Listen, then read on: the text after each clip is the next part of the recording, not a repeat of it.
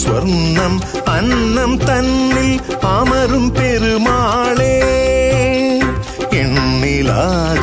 லீலை செய்யும் ஏழுமலையானே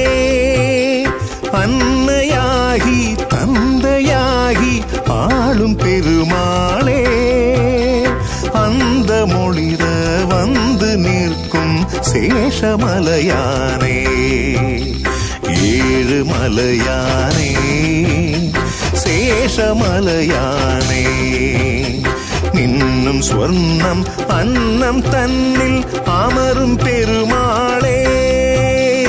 எண்ணிலாத லீலை செய்யும் ஏழுமலையானே